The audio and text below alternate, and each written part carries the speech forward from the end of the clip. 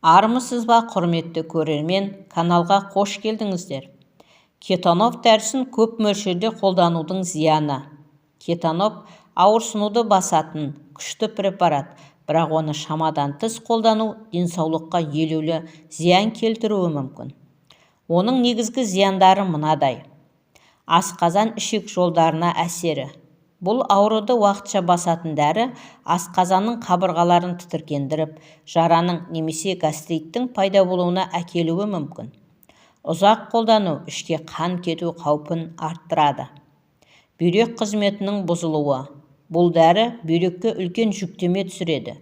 Көп мөлшерде қолдану созылмалы бүйрек жетіспеушілігіне немесе бүйрек қызметінің нашарлауына себеп болуы мүмкін. Бауырдың улануы.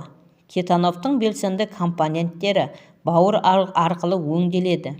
Дәріні көп мөлшерде қабылдау бауырдың зақымдануына, тіпті бауыр жетіспеушілігіне әкелуі мүмкін.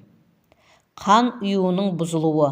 Қан ұюына әсер етіп жарақат немесе хирургиялық операция кезінде қан тоқтамау қаупі арттырады. Жүрек қан тамыр жүйесіне зияны. Дәріні ұзақ уақыт бойы қабылдау қан қысымын жоғарылатып, жүрек соғысының бұзылуына себеп болуы мүмкін. Тәуелділік пен психологиялық әсер. Кейбір адамдарда ауырсынуды басатын дәрілерге психологиялық тәуелділік дамуы мүмкін.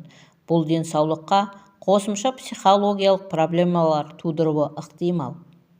Соңғысы аллергиялық реакциялар. Кетановты шамадан тыс қолдану аллергиялық реакцияларды күшейтуі мүмкін. Тері бөртпесі, ісіну, тыныс алудың қиындауы секілді. Ескерту: кетанов дәрісін тек дәрігердің тағайындауымен және нұсқауымен қатаң сақтау арқылы қолдану қажет. Шамадан тыс қолдану денсаулыққа ауыр зиян келтіретінін ұмытпаңыздар. Міне, құрметті көрермен, осымен видеомыз аяқталды. Егер берген ақпаратымыз пайдалы болса, арнаға тіркеліп лайк баса кетіңіздер. Сіздердің оп-оңай болмашы ғана әрекеттеріңіз бізді шабыттандырады.